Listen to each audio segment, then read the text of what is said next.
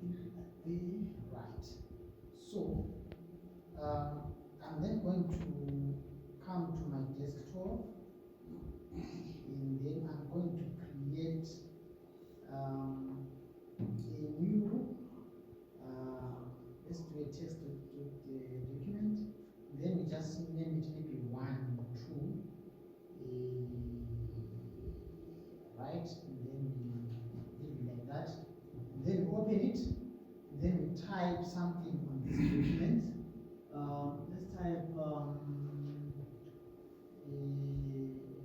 let's just say morning, and then let's just say here is the pin for the biomaster PKM that I wish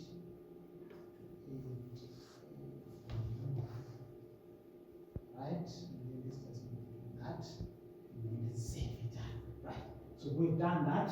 So what I'm going to do is I'm going to go ahead and close this. And then I'm going to come to this message, right? And then I go to save and zip, and then I edit it to zip like that, right? So far, so good, huh?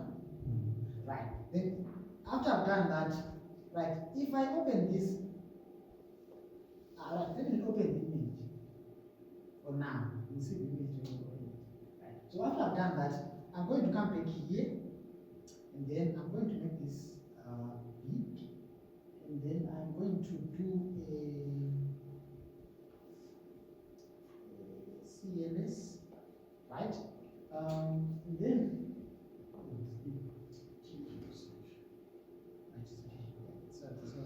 now, let me first do this. You know, when I've done this, it was coming up nicely.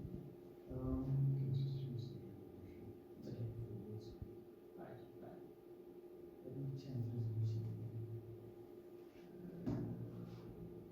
Firstly, before I do that, let me do this. I am Professor Lozis Vanda from National University of Science and Technology. I'm the Dean of the Faculty of Science and Technology Education. This workshop has been a good workshop for us as educators to understand how data can be protected, because there are a lot of hackers out there who can hack our data as institutions of learning. Therefore, it has been good for us to attend such a workshop to enlighten us and equip us on how we can protect our data, which should not fall in the hands of anyone who has no access to that data. So I have found it so useful and quite educative. Thank you. Thank you. My name is Professor Zwandasara at Solusi University.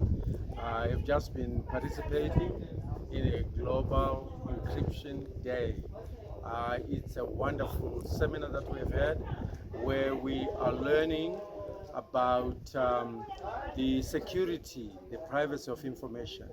I found this seminar to be very useful for us who are in institutions, in spaces where we deal with so much information. We need to do it correctly, need to do it safely and securely so that our communities are safe, and also that we don't misuse and this information, that we don't break the law.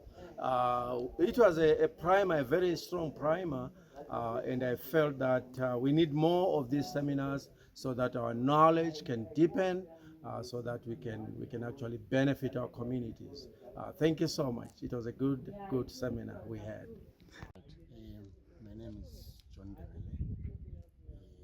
I'm from PEXA Teachers College, Planet Education College of Southern Africa. Yeah, I was participating in the global inscription day at Solusi University. Right. I really learned a lot. The really thrust of the day or the workshop was on the issue of data protection. How do we protect our data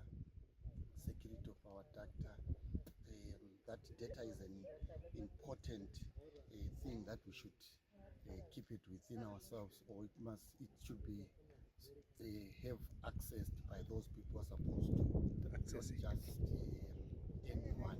So we need to protect our data from outside people who are not supposed to be having an access to that data. And also what I also learned, it was a good presentation from Kandla on the issue of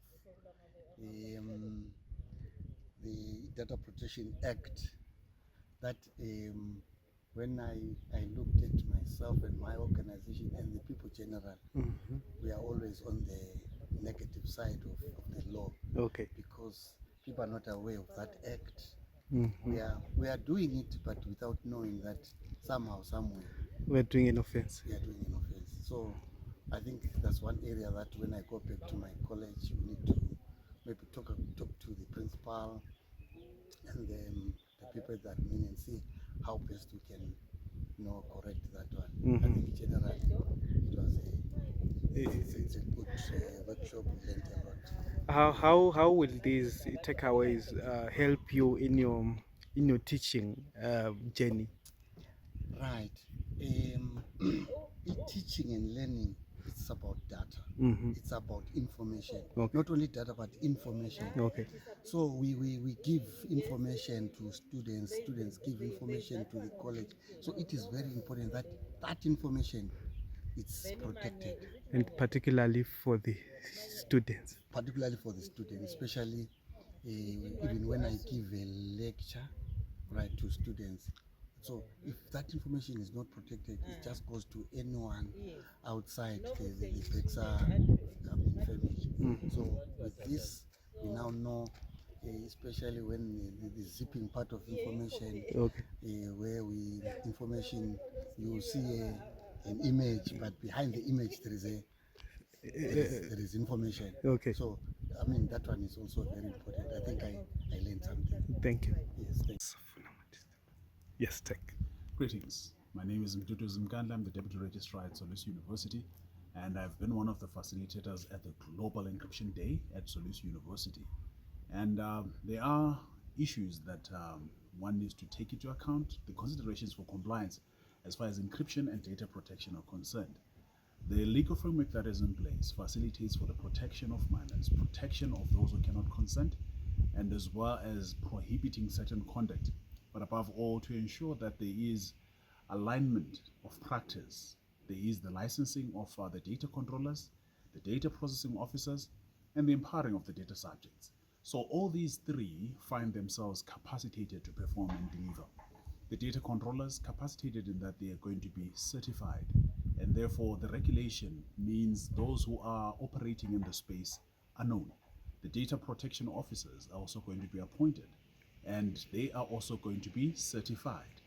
Thereby, they are going to be held to a standard of practice, and together the data controllers and the data processing officers will come together and form their codes of conduct that will govern the particular entities where they operate. But above all, as far as the data subjects are concerned, they have certain rights with their personal information, which they can submit, which they can repudiate. They should be in a position to call it back. They are protected in that sense. And when they go out and give information, they're entitled to knowledge. Why are they giving it? What is the effect of withholding it? Such information needs to be given to people who are licensed, authorized, and those who afford them that information, they must be able to trust them and be in a position to call it back. I hope as we go on with encryption at a scientific level, we can also appreciate there are legal connotations that go with it. And we don't want to activate the provisos on the punishments and the incarcerations that come with violating these procedures. I hope this has been helpful. Thank you.